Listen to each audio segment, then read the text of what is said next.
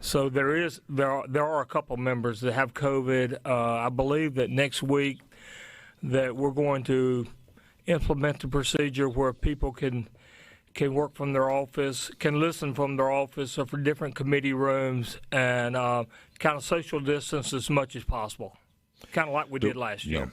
Did those two already have their shots? Do you know? I don't know, but I think they did. Yeah. All right, let's talk about this. 384. Give me an idea of what went down yesterday. The vote was split 76-42.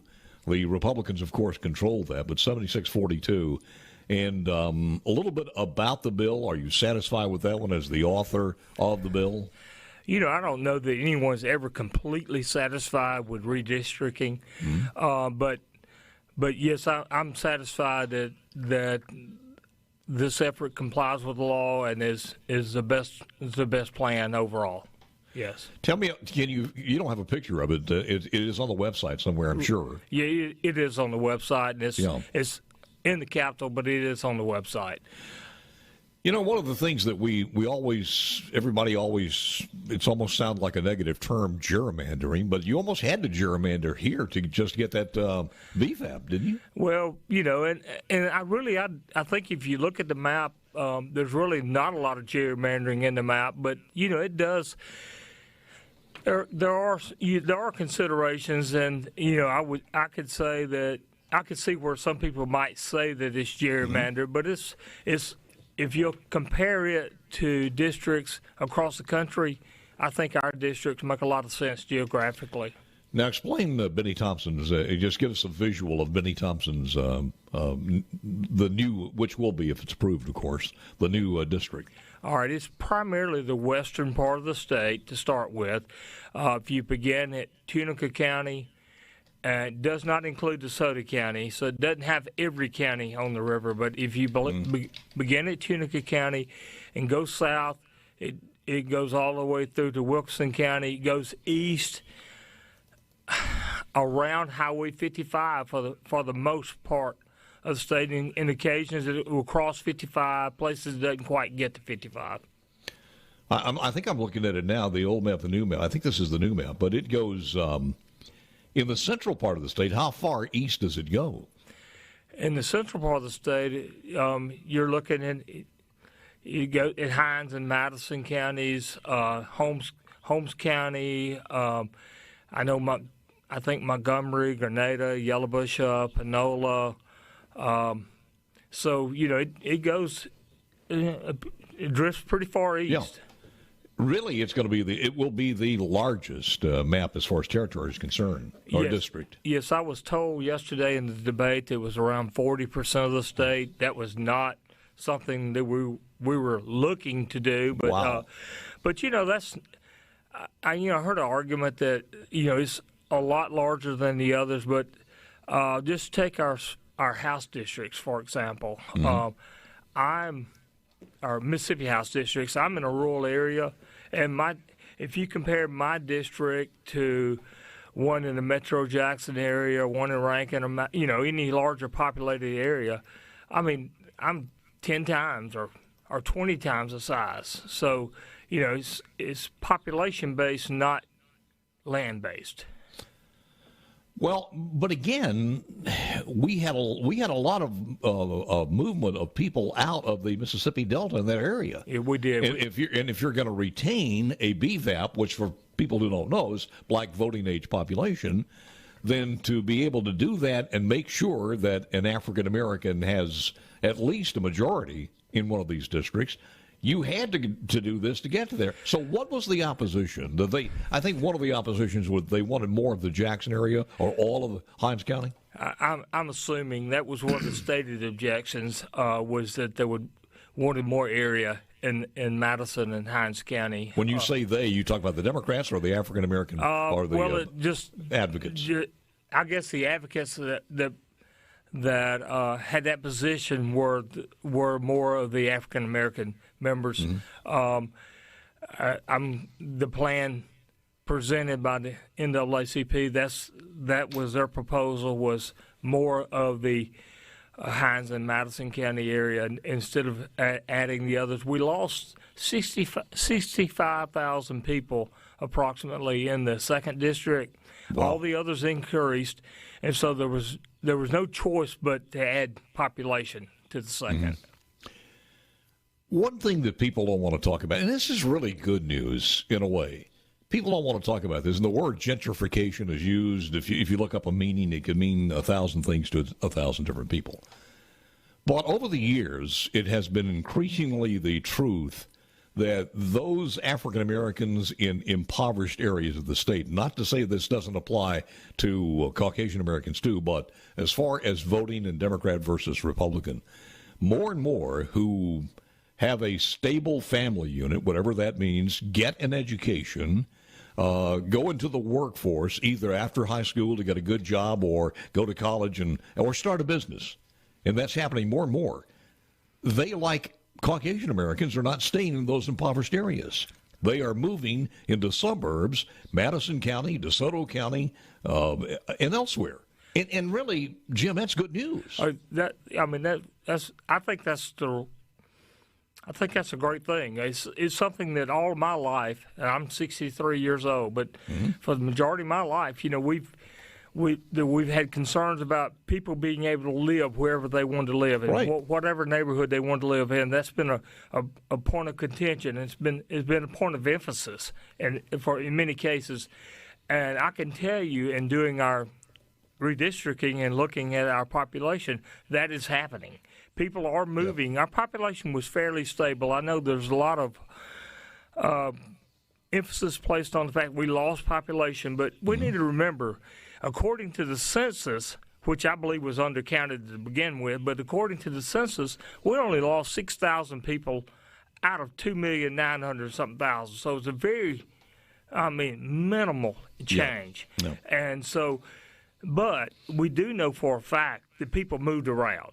And people, and not just white people moved, or not just African American people moved, but all people moved, and which makes it harder and harder to draw districts that, and not that we necessarily, I believe we should, but it would, it makes it harder to draw a district that is one race or the other. It's a melting of our population, especially. I want people to understand, especially in our high-growth areas, that is the case. And we, as we traveled around the state and doing our public hearings, we heard from a lot of people about, our minority population has grown. Our minority population has grown, and that is true. But it didn't grow in a pocket here and a pocket there. It grew all over the county, blended populations. You look at some places in Texas and New Mexico and other places where they did have that influx of growth, and they counted a lot of Hispanics who moved in or illegals who came in, and they called, and that's a different situation to us. We really have to look at the good part of this. You're absolutely right that we have people, even on that poverty level, if you're the number one poverty state in the nation, you lose some people. That could means that they got a good education and went elsewhere to get a job. That's right. Put a positive spin on it. I want to ask you about Districts 1, 3, and 4, what changes are on those, and also talk to you a little bit about the next map that has to be drawn. We're talking with Jim Beckett, back with more coming up next. Be glad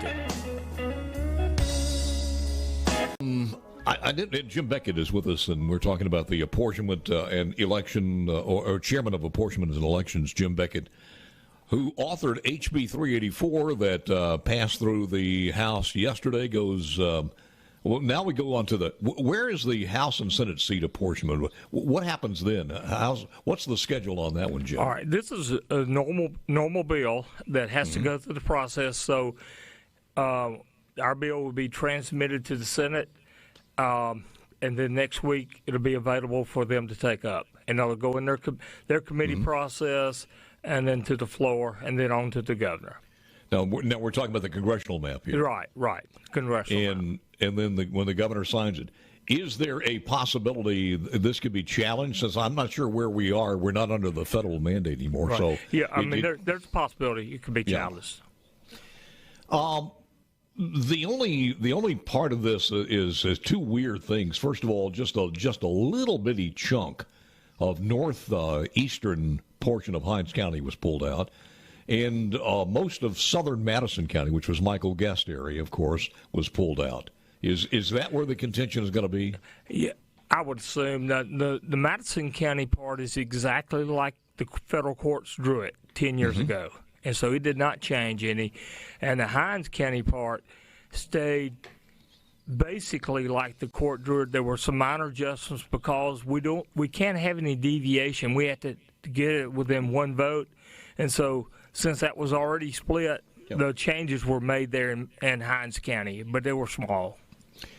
In Congressman Kelly in the first district, the only one I see where it's a little bit different is in Oktibbeha County. And does that match the original, or has that been changed? No. What's actually been changed is Winston County was moved from Congressman Kelly to Congressman Guest, the entire county. All right, and then the Oktibbeha County split. It was already split, and we changed it just to clean it up some. And it went from having two different splits to it was all moved to the western third of the county, basically. Those are all along precinct lines also. So, in other words, if you were voting for Congressman Kelly in the last election, this time you'll be voting for or against Michael Guest. Right, in Winston County. In Winston County, yeah. And a few people in Oktibbeha. Is that the only change as far as the third's concerned? That's the only change as far as the first is concerned. The third has additional changes because the fourth grew approximately 37,000 people, and they don't have anyone else they can give it to but the third.